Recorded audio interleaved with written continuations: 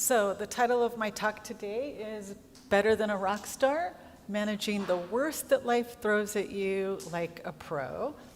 Much easier said than done.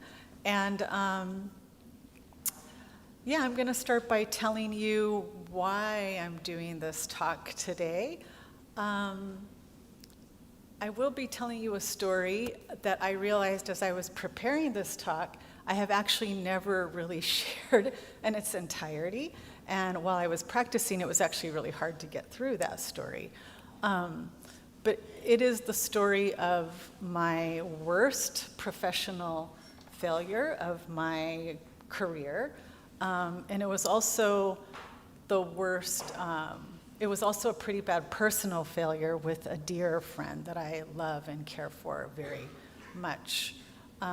So as Reverend Wondrous shared, I actually own a small business. It's a research and evaluation firm.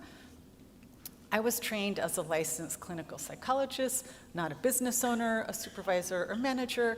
So I suffered severely from imposter syndrome, that is, feeling like I was pulling the wool over people's eyes and not really as good as I was letting on. At any rate, at one point in my career, we decided to try to go for a job with LA County Department, LA Unified School District. Big bureaucracy, big job, big fat hard application to get through. And to make ourselves more competitive, I asked this dear friend, who was a good friend from graduate school and I really respected, if she wanted to partner on it. She was the CEO, she still is, of a very established firm, not like my new little one, run by someone who felt like they didn't know what they were doing. This was a long-established firm, so we decide we're gonna partner, apply for this thing. The application instructions alone were 98 pages long. It was really intense.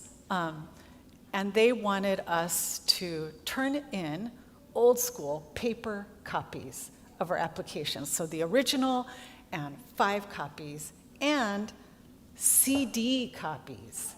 You all don't even know what that is. See, Nancy is over, a certain age.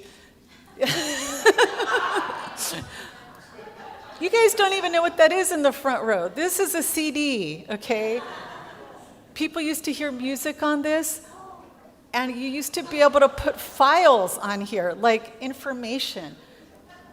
What I did not know, okay, applying for this job was my idea, right? I wanted us to get it, and it was in LA. My friend's business is in Colorado. I had to get this turned in. Even though I'm the owner, because we're tiny, it was like 2 or 3 of us, right? This is significant because what I did not know, I had to drive to LA. I'm in Orange County. Everyone here knows what that means. If you're on Zoom, everything you've heard about LA traffic is worse than what it looks like in the movies. I was gonna leave in about an hour. I think by the time I make these copies on my rinky-dink computer, a printer at home, and by the way, we were dog sitting, and Luna the dog comes into the office and starts trampling all over the piles of applications that I have. It's a nightmare. I'm sweating, kind of like right now. And now I have like 30 minutes before I have to leave. Did you know that you cannot just, like a flash drive, put data on here? You actually have to format these things before you can put data. So it took about 20, 30 minutes to get the data on here. And I had less than an hour to leave, and I had to do 3. So if you can do the math, I was not gonna make it. My cushion for traffic was gone. At this point, I'm hoping, praying that I'll get lucky and some magic will happen, and LA traffic will not be like LA, but maybe like, I don't know, Tennessee or something. That didn't happen. The traffic was really bad. I get there, it's the heart of LA, there's the parking. I walk up to the front of the building. At this point, it's probably 10 minutes to 3. But I get to the front door and they open the door and they have like airport security. I mean like with the metal detector, and you have to go through the line and conveyor belt and take out your laptop, and I'm like, oh my, okay. I get in line, I get to the front, and they go, oh, but you didn't check in, where's your tag? I'm like, what? And they go, you need to go over there and check in. I do this, I'm like, I feel like I'm gonna throw up, because it's like, I don't know, 2 minutes till, I still don't even know where in this building I need to go. So I finally get myself to the 4th floor, I find the desk, I find the person, I have my application, these hard copies and these things, and and she says, and I know you're all hoping and praying for me.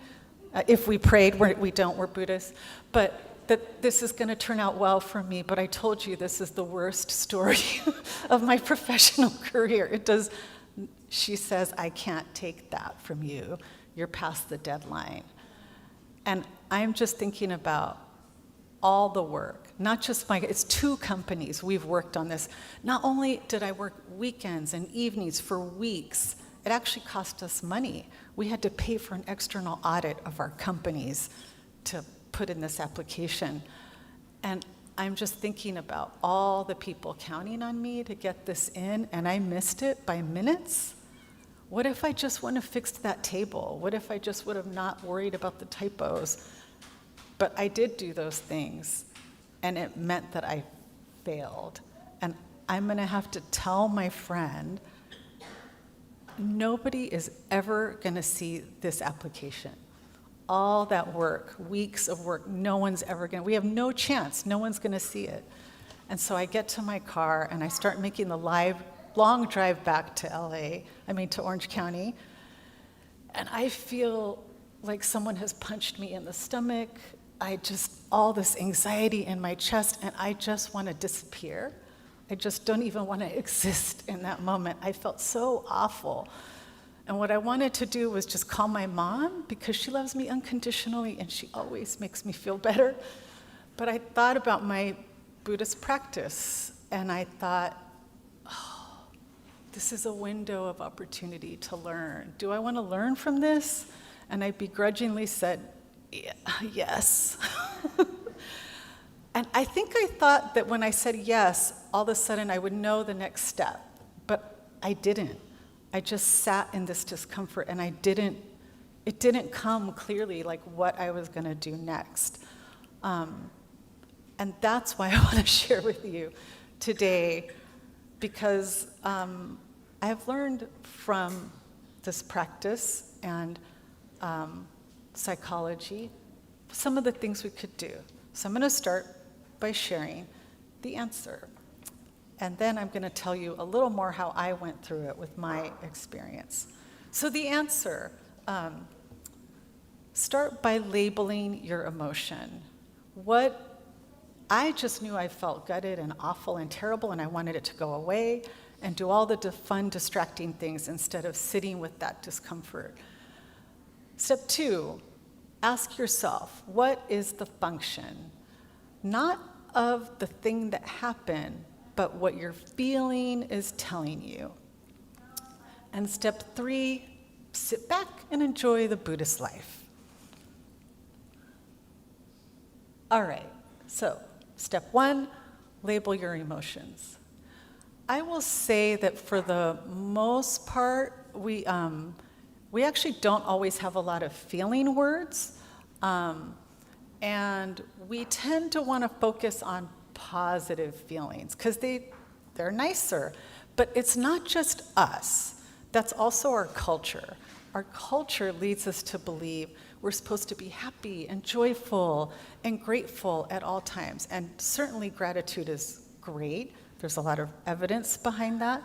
But I want to say, as a psychologist, mental health is actually the ability to feel the full range of emotions and express and manage the full range of emotions.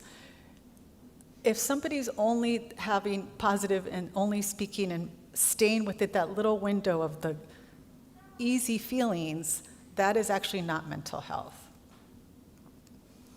So, when you ask people about their feelings, they tend to only name 3, things like sad, mad, and glad. But we have over 16,000 feelings and thoughts every single day.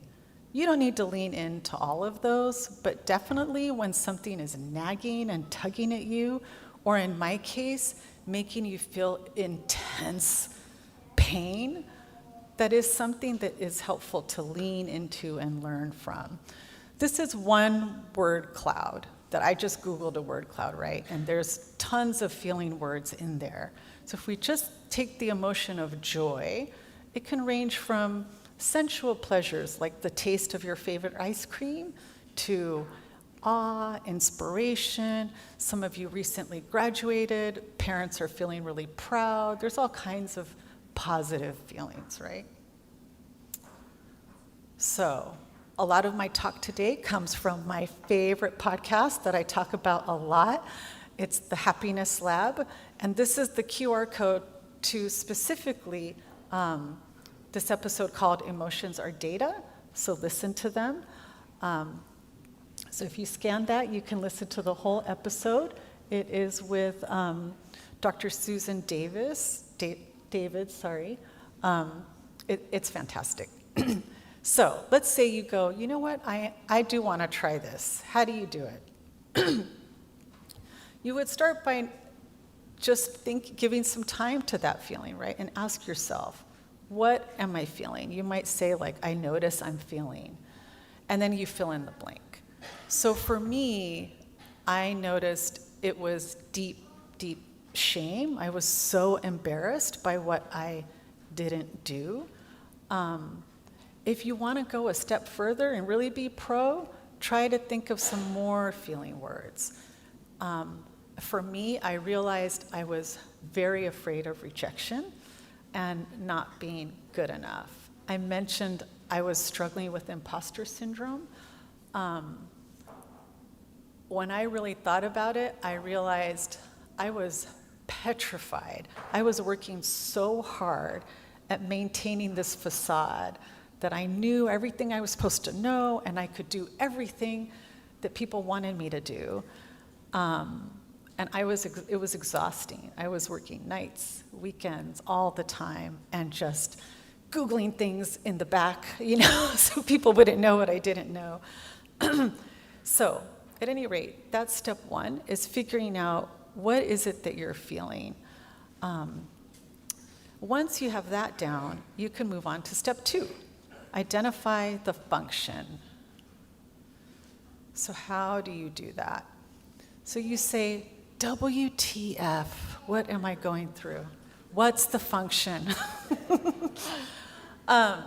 So you might ask, like, well, what is this feeling telling me? Is there something in my life that I need more of or less of?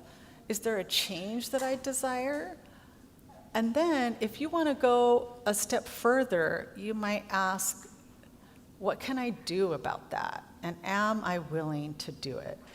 Because I will say, identifying your feelings, asking WTF,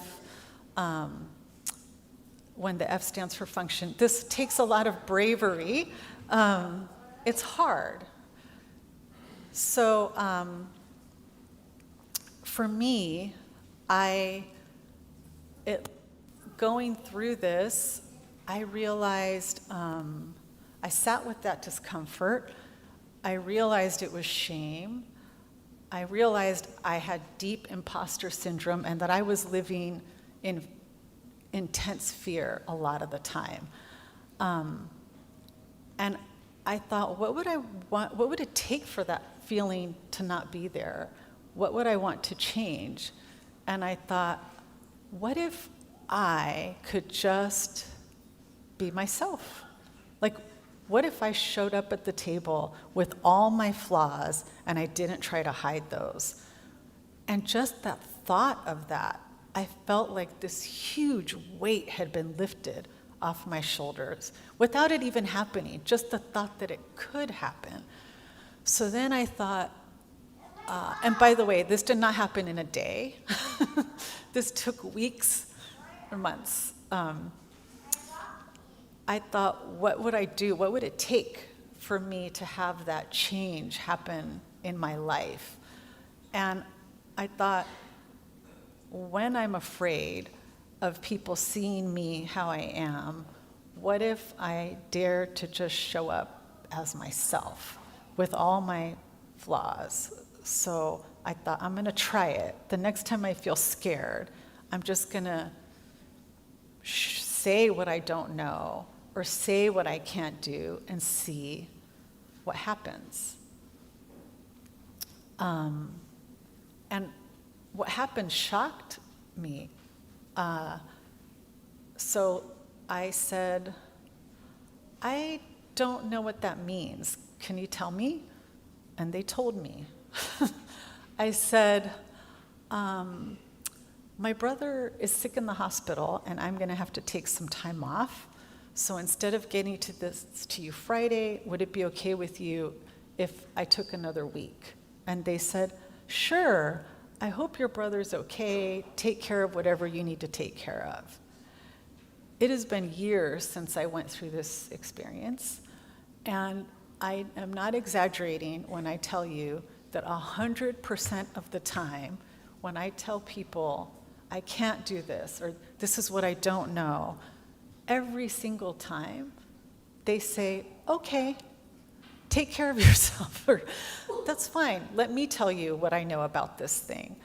And that brings me to point 3, or step 3, in the what do you do in these difficult situations? Sit back and enjoy the Buddhist life. So for me, what I found is,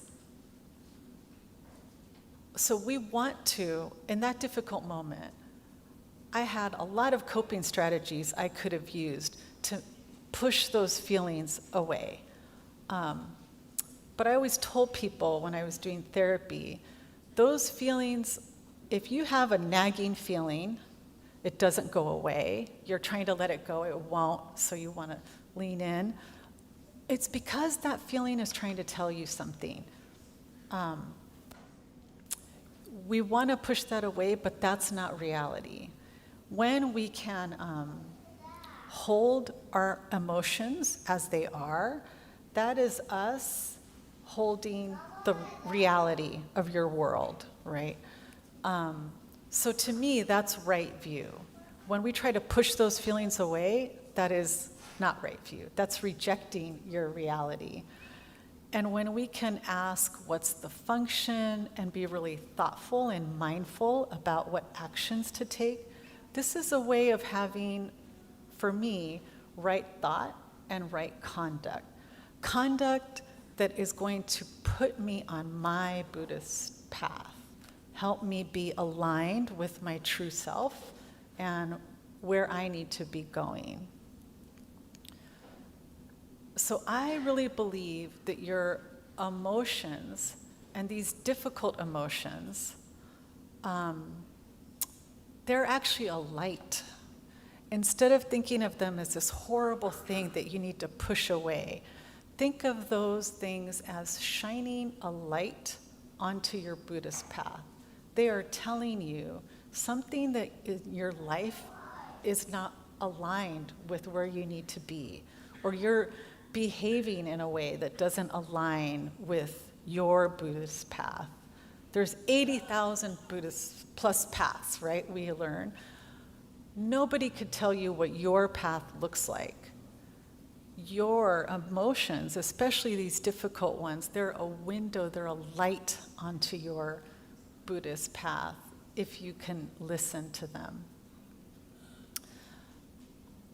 And sadly, we're going to constantly be constantly have difficult times. This photo was taken by my dear friend, Ann Nakahira, who is sitting right there.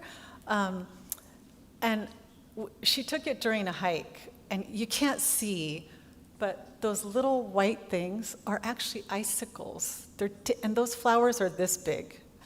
And they're little icicles on these flowers. And I remember when we stopped to look at that, it just was so beautiful and fragile. And I remember thinking, I'm never going to get to see this again. And I love this photo, and I asked her to send it to me because it reminds me of how much things are changing constantly in the world. And so we also want to pay attention to our positive feelings and have gratitude, right? So in that moment, I felt such joy. And that was telling me being with friends, being out in nature, getting exercise is the right path for me. I was feeling all these good feelings, and it was going to go away. And we're constantly going to have ups and downs. And in those downs, when we want to run away and escape and push those bad feelings away, you have the power to choose. Do you want to push it down and escape? Or do you want to lean in and learn and get closer to your Buddhist path for you? So, if you can't let go, that might be a signal. Lean in and ask yourself, WTF? What's the function? All right, thank you so much for listening today. Please join me in Gasho. Namo Amida Butsu, Namo Amida Butsu, Namo Amida Butsu, Namanda Butsu, Namanda Butsu.